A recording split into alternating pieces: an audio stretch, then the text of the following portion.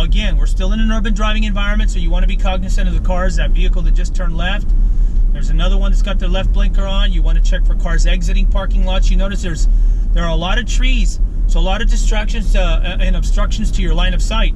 Notice that we didn't see that 40-mile-an-hour speed sign until we got closer to it because of the palm tree on the right side. Check my rear view. Light is red. I want to slow down. Now, again, you want to keep the proper space between you and the vehicle in front of you.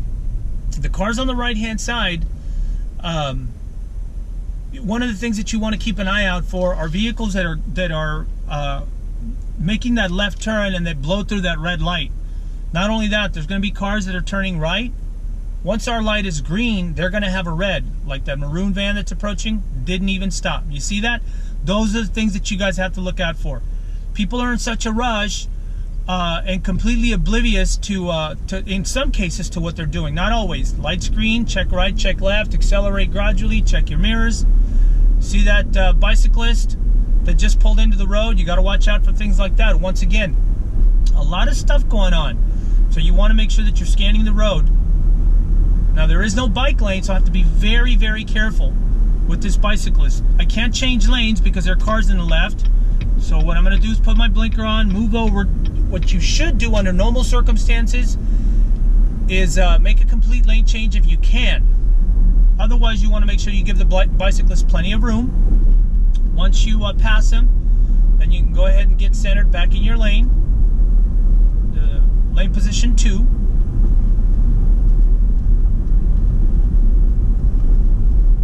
Check your rear view. Car's turning right. Light is green. Stale green light because we didn't see it turn green. Now you notice that there's a bike lane on the right side. So you want to make sure that you're careful. Car exiting, a truck exiting. Whoop, that vehicle turned right in front of us. They probably should have waited, but they didn't. There again, those are things that you have to look out for. Big parking lot on the right-hand side. So again, keep an eye out for cars that are exiting, vehicles that are pulling into the parking lot. Now, as we approach this intersection, the right lane gets a little bit narrow. I am going to be turning right, so I've got my right blinker on as soon as I pass this entrance. Put it on now, about 100 feet in advance. Want to pull into that right lane. It's a little bit tight,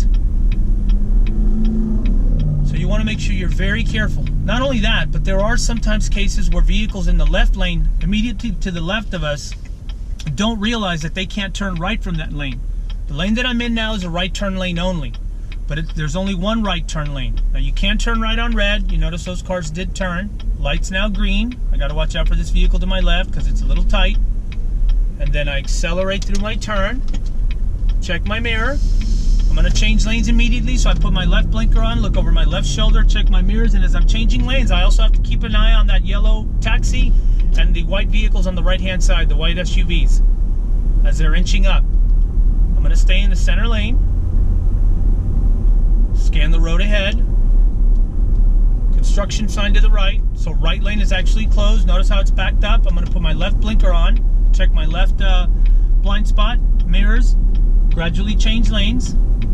Notice how traffic backed up and stopped pretty quickly. So again, you've got to be prepared.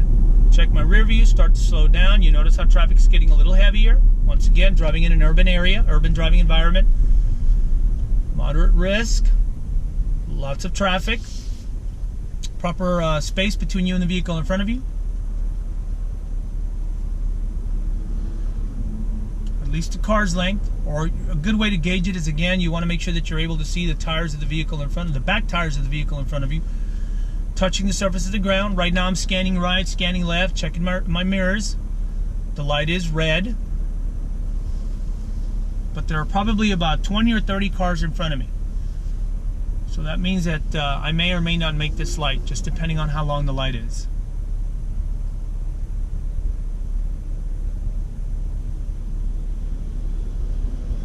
Lots of traffic.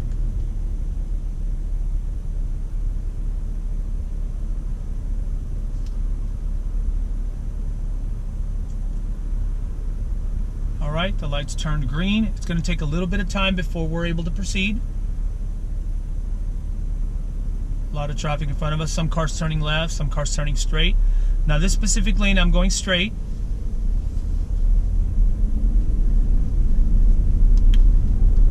So again, you want to watch your speed. Check your mirrors. Check left, check right. The light turns yellow. See, you've got to stop quickly. I had enough time to where I was able to make the stop.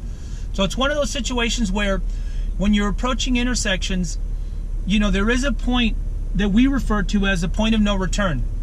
Had I been about 10 feet ahead of where I was at the time or prior to stopping, I probably would have had to go through the light.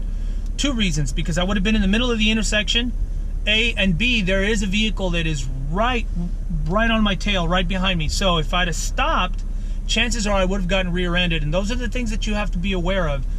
You know, unfortunately, you have no control over what anybody else is doing behind the wheel of a car. The only thing that you can control is what you're doing. So it's important, again, that you scan the road. Be aware of your driving environment, your surroundings.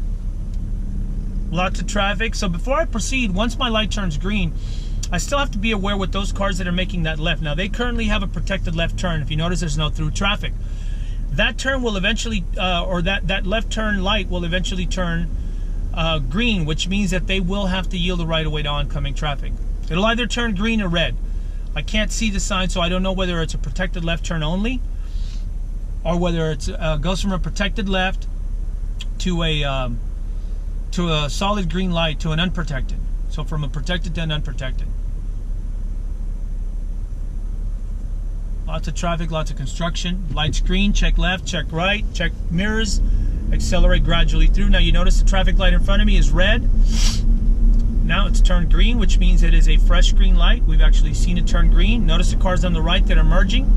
So you've got to be aware of those. You notice that black vehicle in front of us actually went from the merge lane all the way across to the left lane. They're making a left-hand turn, but those are things that you have to be aware of. There are cases where people will just cut across 2 or 3 lanes of traffic so that they can get into their turn lane, or the correct turn lane. Scanning the road. Now I'm staying in the left lane mainly because I know that I'm going to make a left turn further down the road.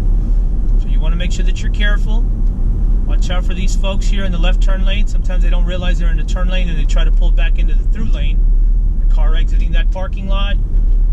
You see the pedestrian there walking. Once again, urban environment. Traffic, pedestrians, bicyclists, joggers, motorcycles.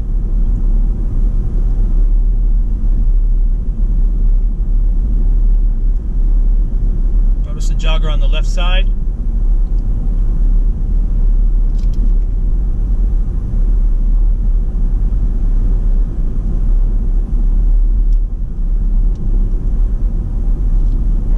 Stay centered in your lane, not too far to the left, in particular because you have that physical median there. You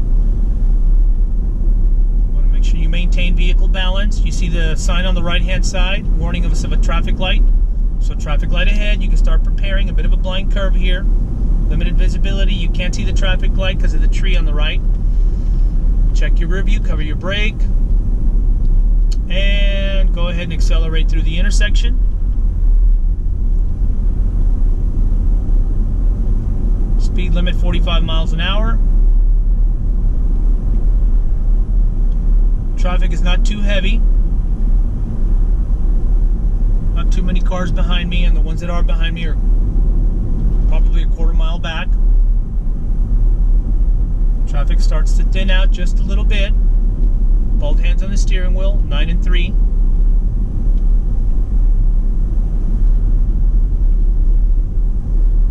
Now I'm going to be turning left at this next intersection.